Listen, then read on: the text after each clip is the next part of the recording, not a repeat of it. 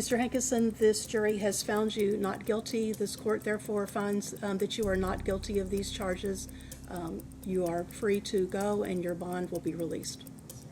All right. Thank you all. Thank you, Judge. Thank you, Your Honor.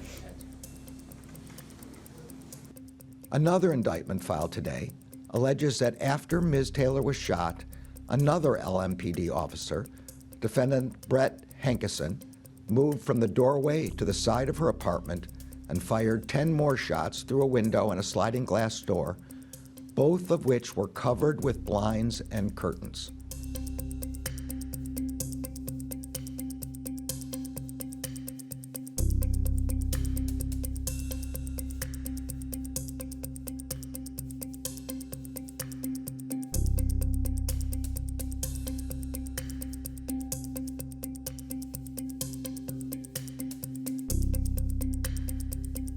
Tamika Palmer, her family from day one fought to get Brett Hankison and those responsible to go to prison for her daughter's death.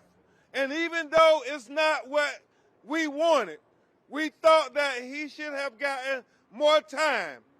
We are grateful to Kristen Clark, Merrick Garland, and the Department of Justice who had the courage for the first time in the history to bring federal charges against a police officer for killing a black woman in America.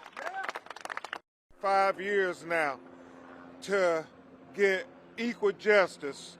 And even though we are astonished what we saw in the courtroom where the prosecutors seem to argue more for the defendant, Brett Hankison, than they argued for the victims, the family of Breonna Taylor.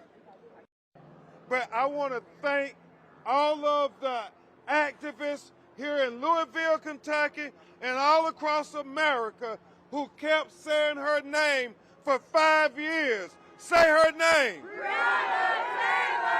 Say her name. Breonna Taylor! Say her name. Breonna Taylor!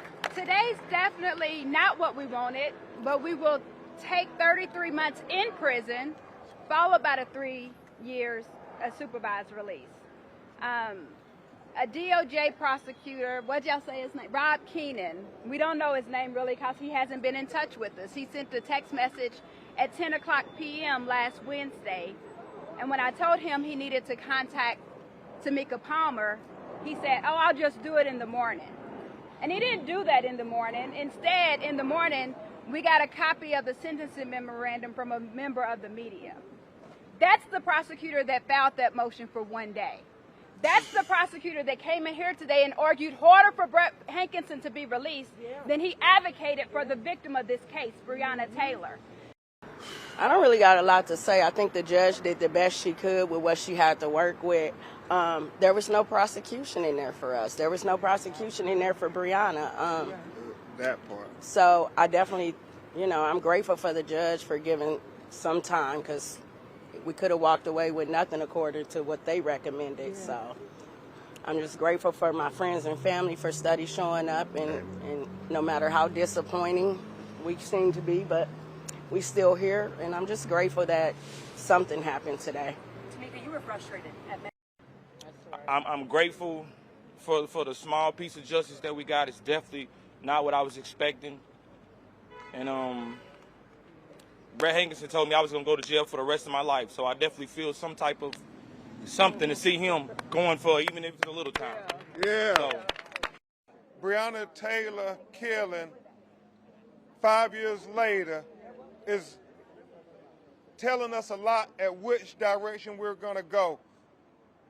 Are we going to continue to be a democracy that upholds the objective of liberty and justice for all? Or are we going to descend into being a police state where the police can do anything and have no accountability, even with jury verdicts? Because the jury has spoken, and they tried to act as if the jury verdict doesn't mean anything. Well, in America, in a democracy, jury verdicts speak truth to the community.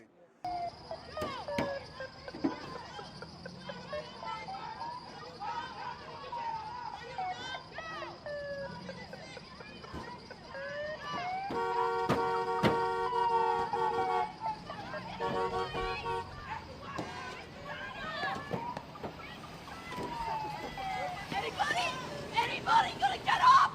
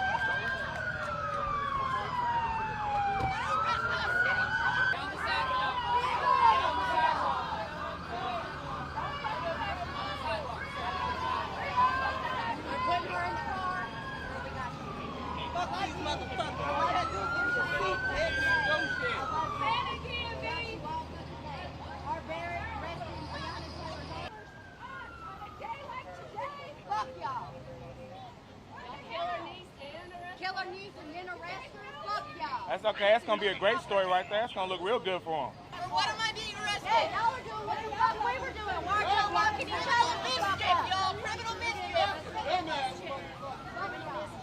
That's what you do when you put your body on the line. We need more of you. We need more of you. Free fucking Palestine. Free Palestine. The U.S. Justice Department has requested a one-day prison sentence for former Louisville police officer Brett Hankison. That's despite his conviction last year for violating the civil rights of black woman Breonna Taylor, who died during a police raid in 2020. The charge carries a maximum sentence of life in prison. In a court filing late Wednesday, the DOJ's Civil Rights Division downplayed Hankison's conviction, saying that the police officer, quote, did not shoot Miss Taylor and is not otherwise responsible for her death. The court filing said the one-day sentence would count as time served, crediting Hankison for the day he was booked. The DOJ declined to comment beyond its sentencing memo.